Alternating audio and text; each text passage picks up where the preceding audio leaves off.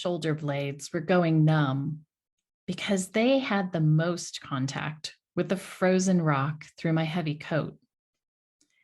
My hat, scarf, multiple clothing layers, wool socks, and fuzzy boots were doing a pretty good job of keeping the rest of me insulated. So I stayed the course of my inquiry. Finally, I asked the question that triggered a response. God, what is it you wish for me to do? You've entered into the world of alternate realities. Here, paradigms are shifted, minds are blown, and veils are lifted. Actual supernatural experiences are brought to life through storytelling by the people who experience them. Welcome to Adventures in Mysticism with Leah Grant, where the esoteric is explored and consciousness is expanded. Visit adventuresinmysticism.com to further your spiritual development through Leah's latest offerings. And now we continue with this episode's mystical adventure. My sophomore year was, by most average college students' definition, a blast. Perhaps a bit too much of one. Having just finished 4 years of all-girls Catholic school, joining a sorority in college was much less interesting to me than being a little sister to a fraternity. But even that opportunity didn't present itself until my sophomore year. So I had some catching up to do in the partying department. Lucky for me, I attended a school where most of the students were living off their parents' credit cards. I was not one of them. I was a scholarship student who worked 3 jobs to attend. Being a little sister to a fraternity at my college meant alcohol was readily abundant, as were other recreational substances on campus, but especially at the fraternity house. I partook as much as I could, which turned out to be a lot. I recall several times going to French class at 8 a.m., not having slept and still feeling a bit tipsy. Not my proudest moments, nor my most conscious. Now, for my entire sophomore year and through the summer after, I was partying at least 5 to 7 nights a week. I was completely functional, though, holding down 3 jobs and maintaining the GPA I needed to keep my scholarship. Since I was basing success on being able to function, not something I recommend, by the way, I was not paying attention to the signs that began to appear. Thinking back, the first clue was over that summer. My hair started getting thinner. I have thick, long hair. When I lose hair, it is not a small amount. It was filling my brushes and clogging my shower drain. Yet I shrugged it off. Back at college for my junior year, more clues appeared. I was having trouble keeping up with my schedule because I was always tired. And so I quit one of my jobs to get more sleep and pared down the number of evenings I was going out partying. I explained this to myself, though, as being an obvious change I needed to make since I had only been getting 4 to 6 hours of sleep a night over the past year, between 18 hours of classes, being the feature editor of the campus paper, doing homework, working at my jobs, and partying. Despite getting more sleep, the warnings began. Now, I tell my clients there's a 3-step process when our higher self or guides are trying to get our attention. It starts with clues. These are the little things that kind of show up and you can ignore them if you're not paying attention, like the falling out hair. If we ignore the clues, then they escalate to warnings. Warnings are going to be a little bit more serious, but you can still push through them. And a lot of people take their warnings as obstacles. And if we ignore the warnings, we get to the point where we experience a crisis. So I'd been completely oblivious of the clues. The first warning I got was a nasty sinus infection that took 2 courses of antibiotics to go away, only to be followed by bronchitis weeks later. And when I was done with those antibiotics, I got another sinus infection, only this one was accompanied by an upper respiratory infection. I am pretty sure that I was on antibiotics almost the entire first semester of my junior year. However, I changed nothing. In fact, I added some things. I started using Dayquil to stay awake, along with unlimited amounts of Diet Coke. And to get to sleep, I took NyQuil. Now, today, I cringe thinking of the cocktail of chemicals I was pumping into my body. My next warning was the joy of getting 2 periods a month. I did find this warning alarming and went to the gynecologist, who said it was probably stress and put me on birth control pills to force my body into only bleeding once a month. If those warnings weren't enough, I had 3 more. The first was that I was having a tough time regulating my temperature. I'd be freezing cold and then having a hot flash. I was told by a pre-med student friend it was probably just a side effect of my birth control pills, so I shrugged it off. The second was heart palpitations. My heart would race, sometimes so much it would keep me from being able to sleep, even though I was exhausted. I chalked it up, though, to drinking too much Diet Coke and started cutting back to 1 2-liter bottle a day from 2. The palpitations didn't really change that much. The third was that while all of these illnesses and other symptoms were occurring, I was also losing weight.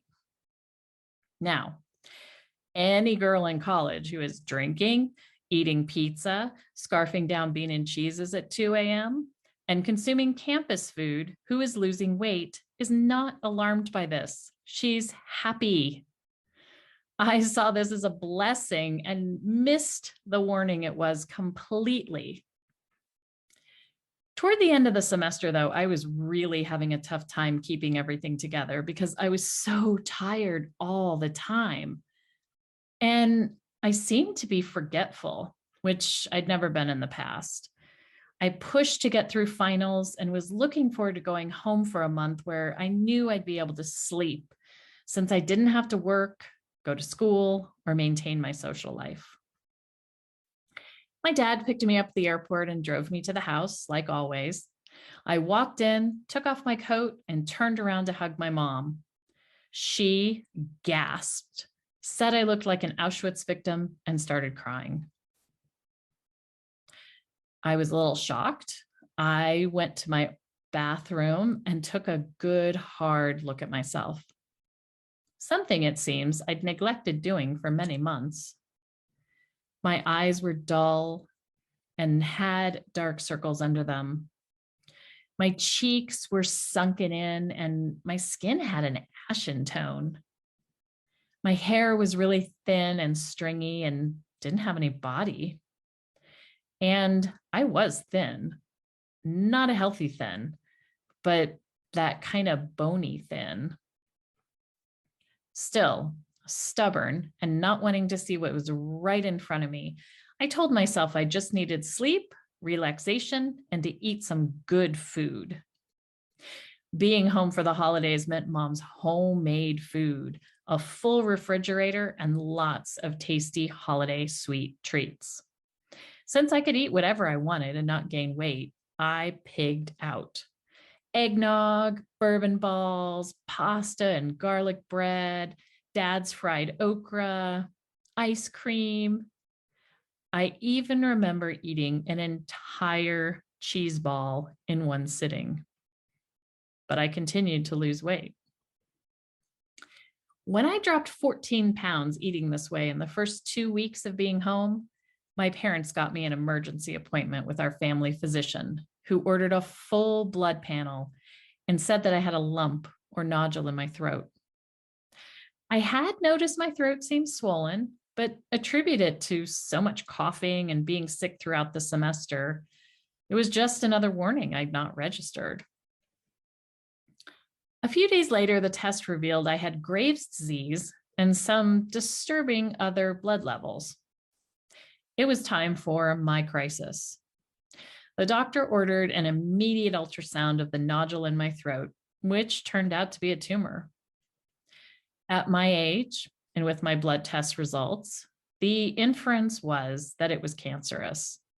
And they decided to bypass doing a biopsy, and I was scheduled to have surgery to remove the tumor and my entire thyroid a few days after Christmas. Now, no matter how strong or centered, or even how checked out you are, getting a cancer diagnosis is sobering. I spent a lot of time those next few days wondering why.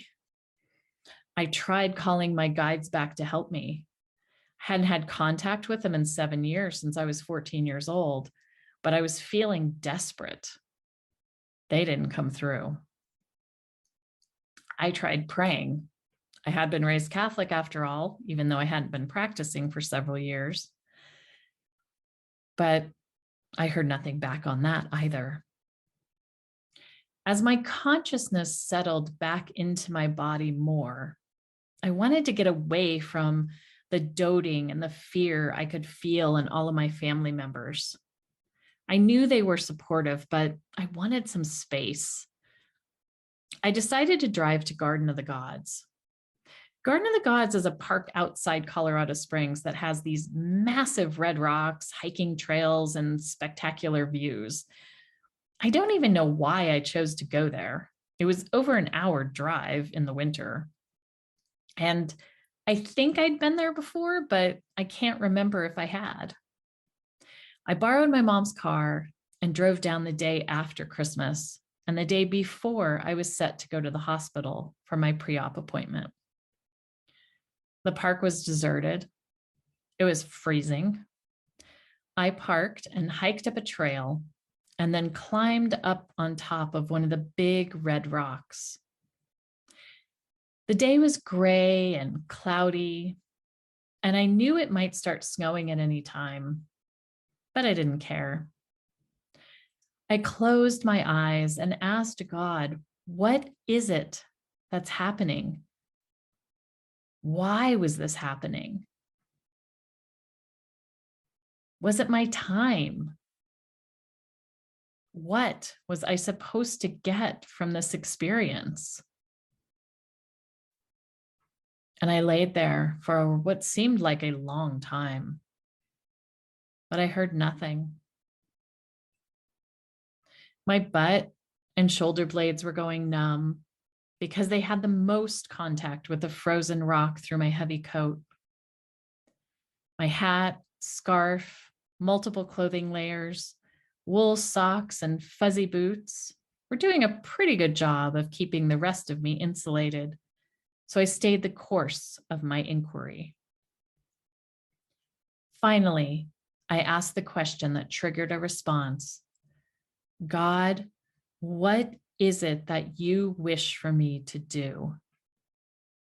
Almost instantaneously, I saw images that showed me drinking, partying, eating poorly, pushing myself to keep going when I was sleeping, drinking Diet Coke, taking Dayquil, then NyQuil. And I knew I had to stop doing all those things. And not just for a short time, for the rest of this lifetime. And I really felt a deep commitment to stop doing them, as if that was an experience I had, and now I've had it and I'm done. I silently responded, done. Immediately, I felt totally warm, and there was a brilliant white light all around me. And I felt like I was laying on this soft, cozy goose down comforter. My eyes were closed, yet before me, I saw two transparent silhouettes in the light. I didn't recognize them as my guides that I'd seen before, but these beings did feel familiar, like almost like what family would feel like. Waves of calm pulses moved through my body.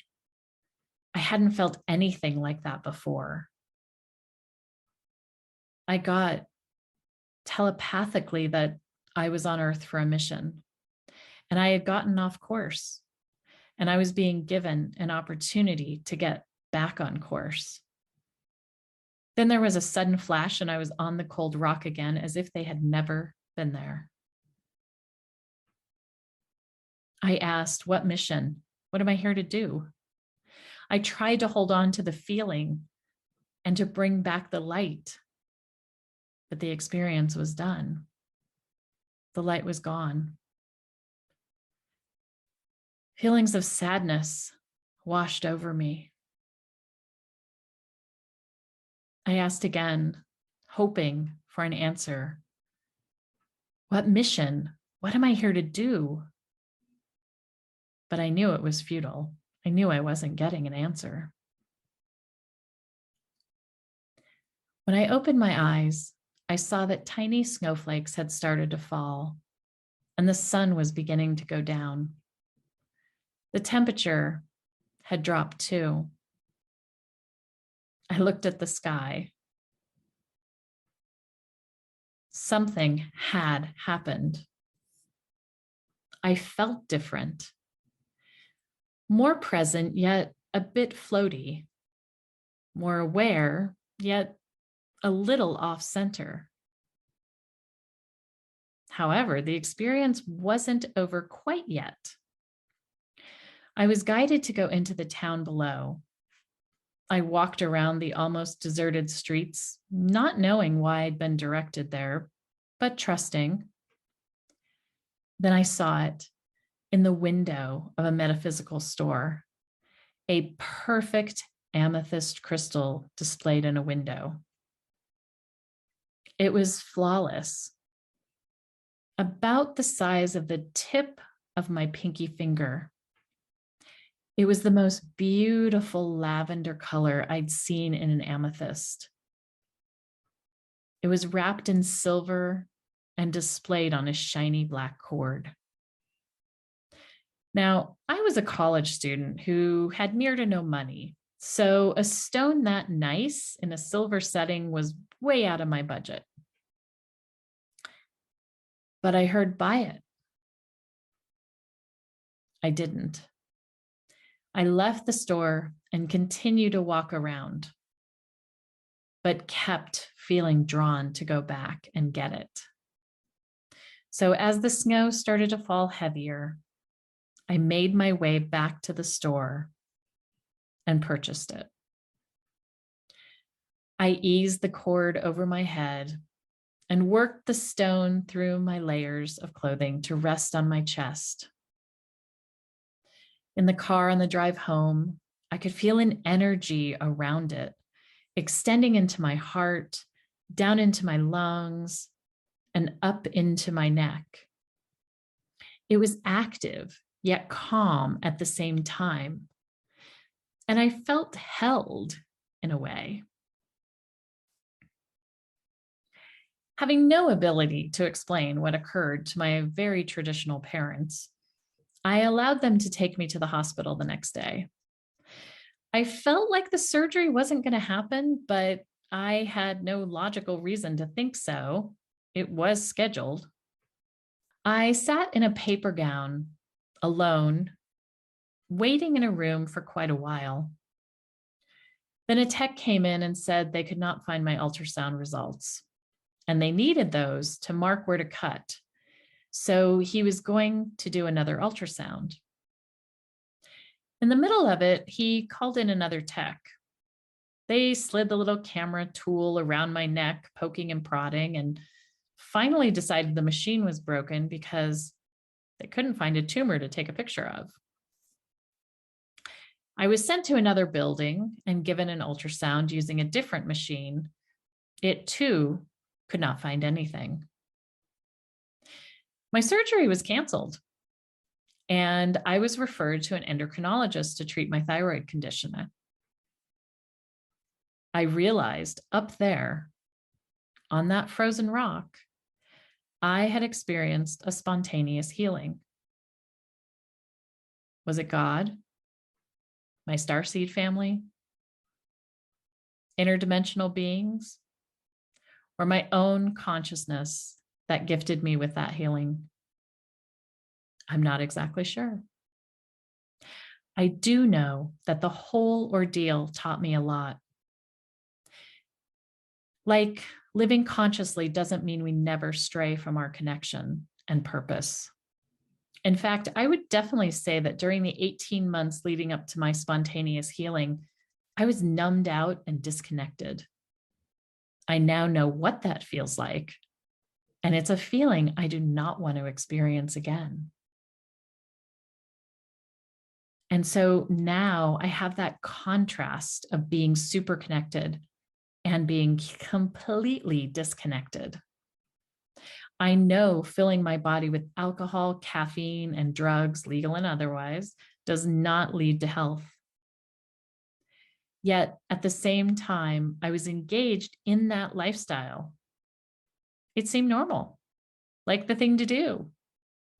And that taught me how enticing peer pressure and fitting in can be, and also how deadly for me it could have been. Thank you for listening. Next episode, I'll share my adventure with channeling angels. Until then, remember that your spiritual journey is a supernatural adventure in and of itself.